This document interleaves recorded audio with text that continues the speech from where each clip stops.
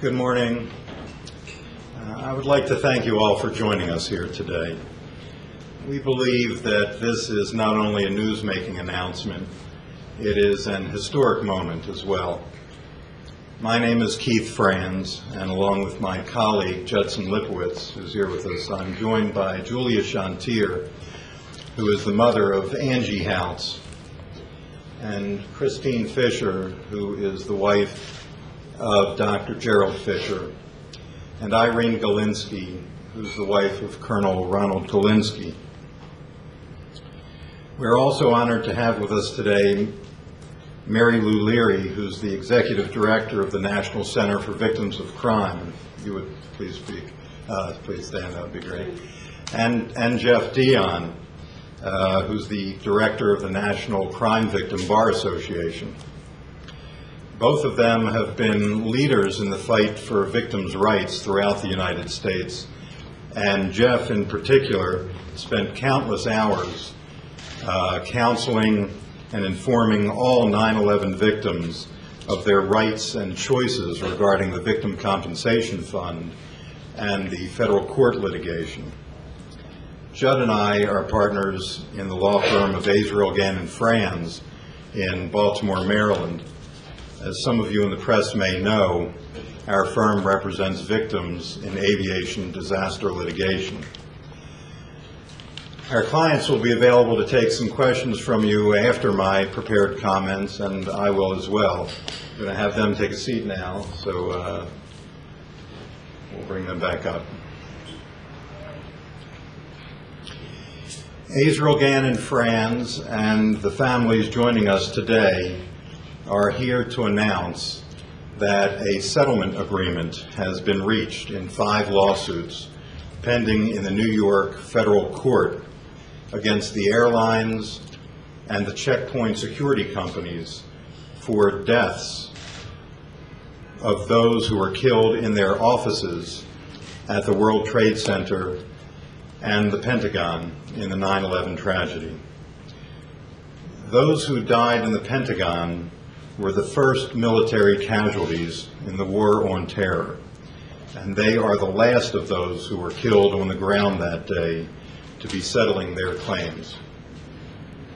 These families, 4 from the Pentagon and 1 from the World Trade Center, rejected the guaranteed payment from the Victim Compensation Fund established by Congress to deflect litigation away from the airline industry.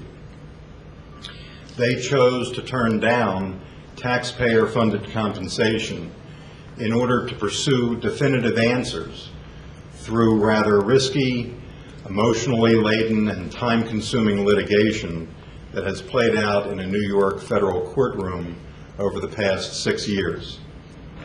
These brave families chose to hold accountable those corporations responsible because they wanted answers that they believed had both personal and national implication.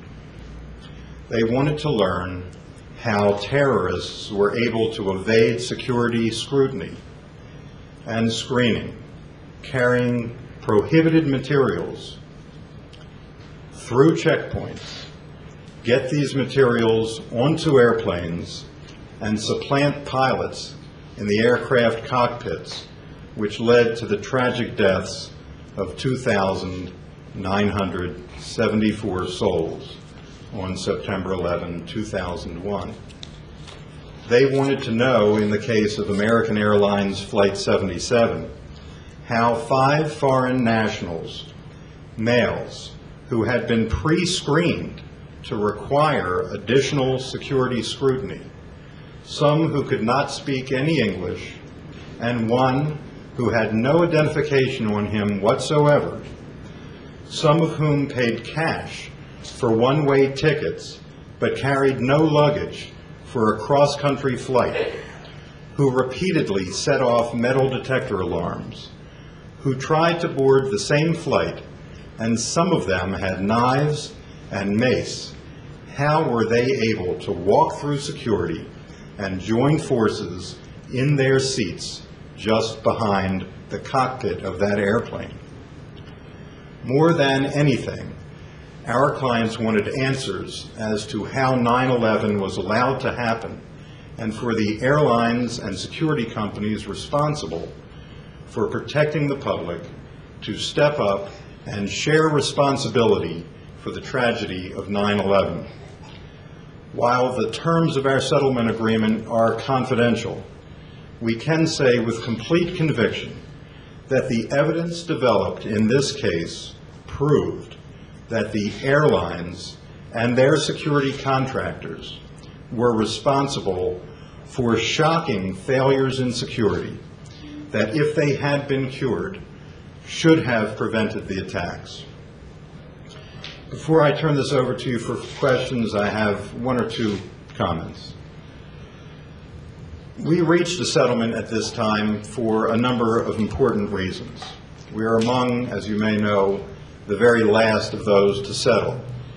There are 17 remaining cases to be tried, and there were 94 that initially had been filed.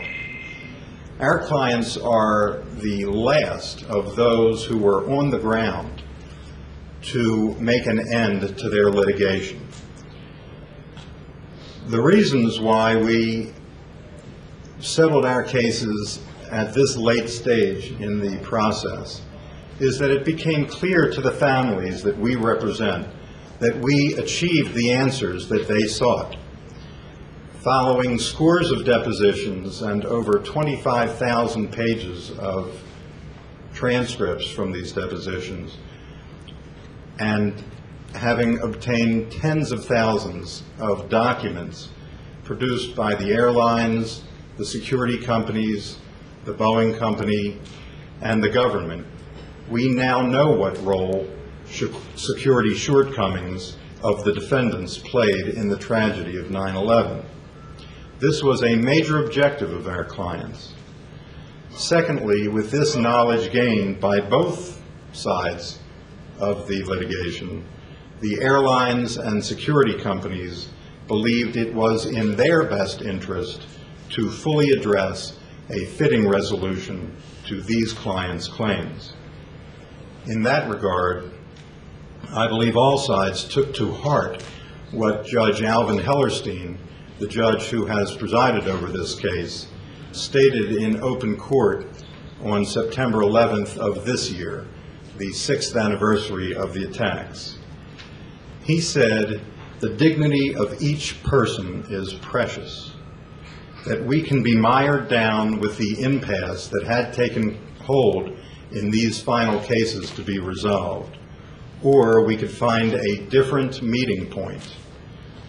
That in doing so, we should choose life, as every major religion would suggest."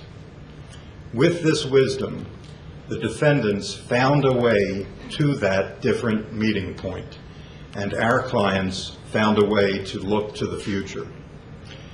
That they are doing with, among other things, foundations in the names of their loved ones, with which they can carry out the dreams and the aspirations of those whose precious lives were taken. Our firm has been honored to assist them on this long journey. We thank you very much for being with us today, and we'll be glad to answer a few questions.